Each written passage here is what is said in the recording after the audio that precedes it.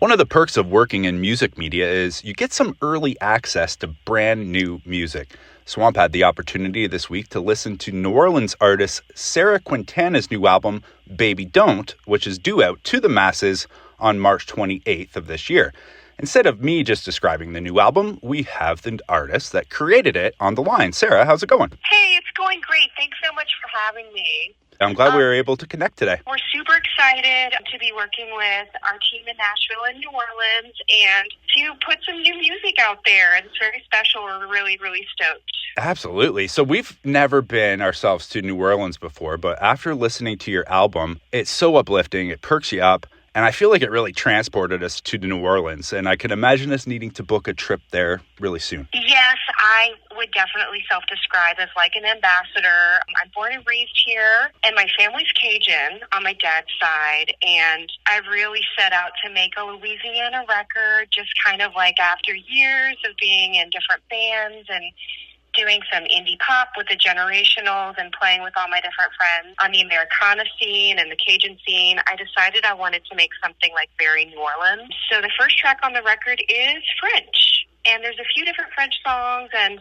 I'm sure you could appreciate that as a Canadian. Oh, absolutely. Yeah, I noticed that by listening to it. It kind of jumps back and forth, but, the music obviously is universal. That really captures where you're from, I guess, right? With different languages, so to speak. Yes, I'm bilingual. I went to France as a teen and had a cultural, codicil scholarship. I didn't even realize that we were jumping back and forth between languages until someone mentioned it. They were like, is this record for French audiences? Is it for American? And I was like, you know what? I just am making Louisiana music, and it's in both.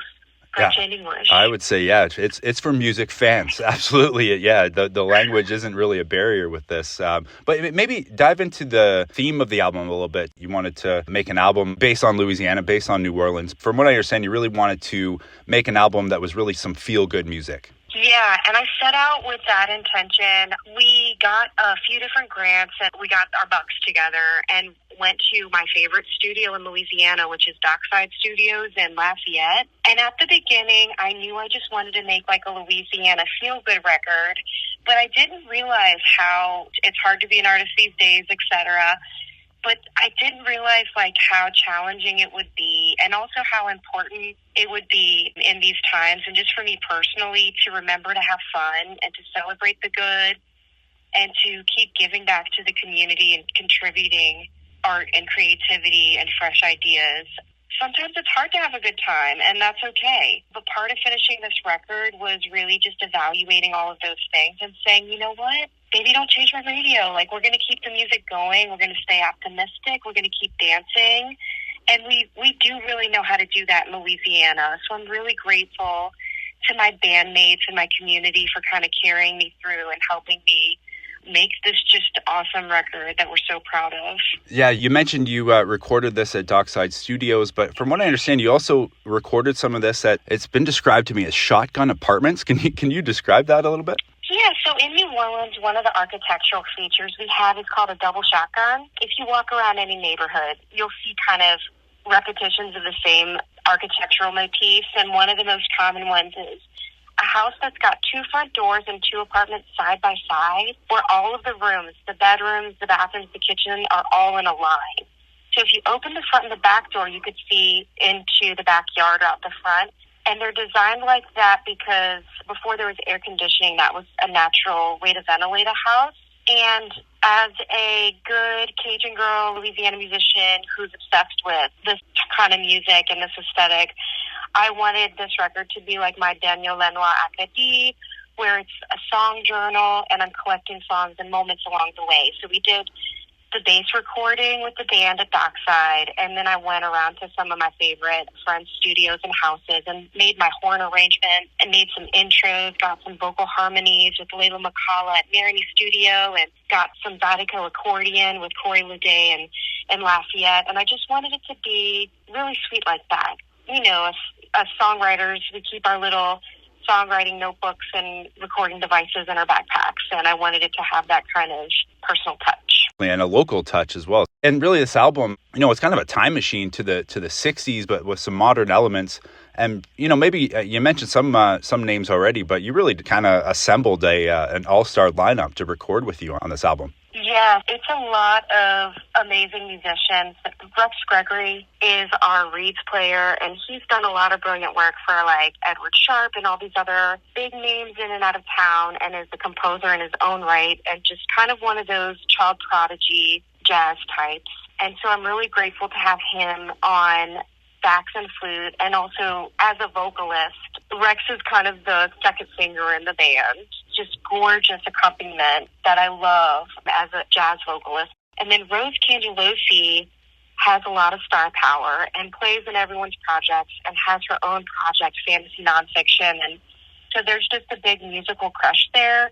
And it is nice to have another chick in the band. And I decided with working with Jason and Chris that, I've worked with a lot of really great musicians over the years, being from New Orleans, a lot of really heavy hitters in the studio. But since this was my project, I wanted to make it with my friends, and I wanted the hang to be good.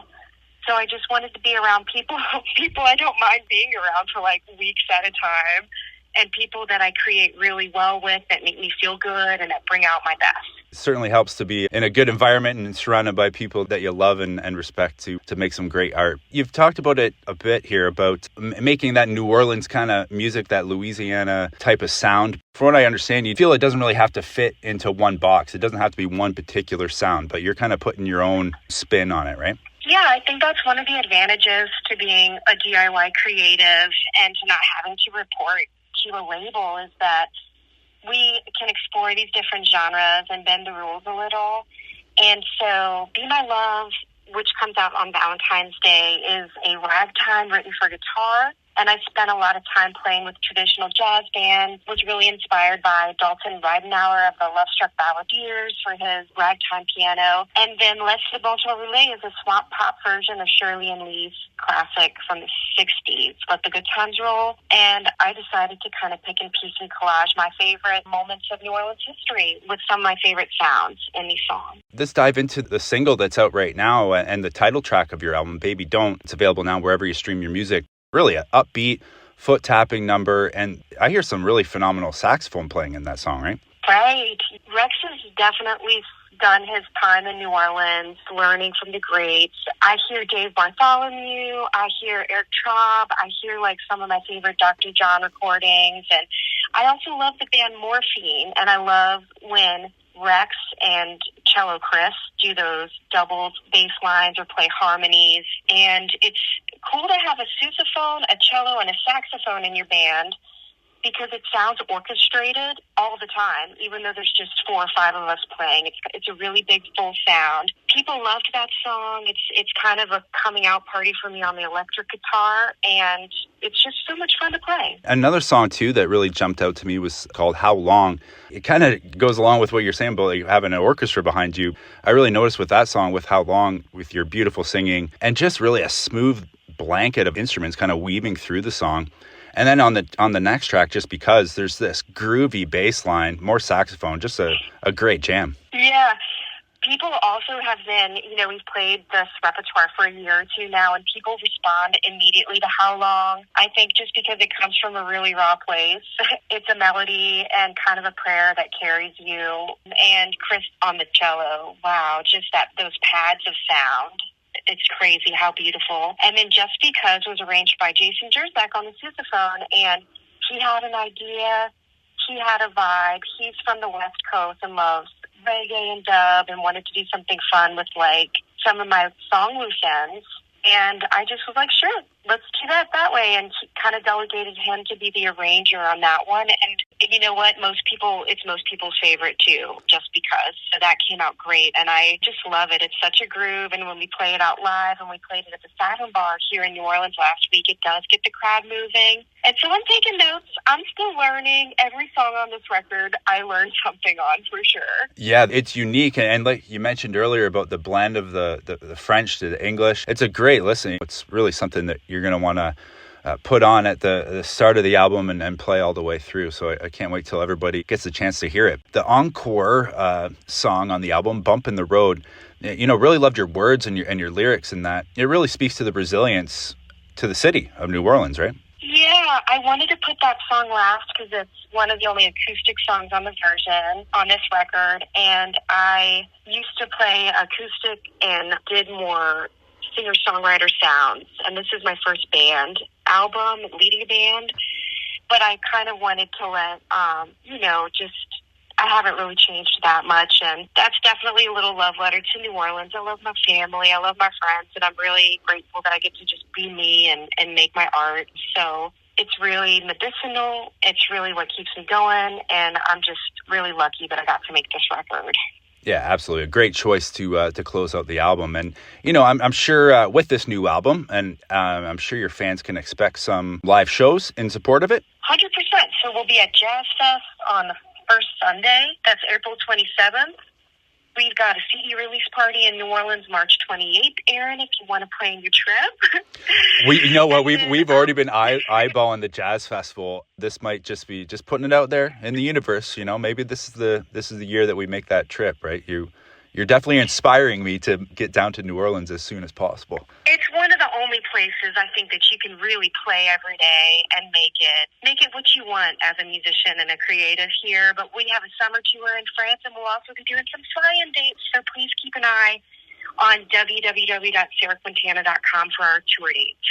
Well, there you go. You heard it from Sarah Quintana herself, and definitely keep your eyes peeled on her website for all those tour dates and March 28th for when her brand new album drops. Sarah, thank you very much for taking the time with us today.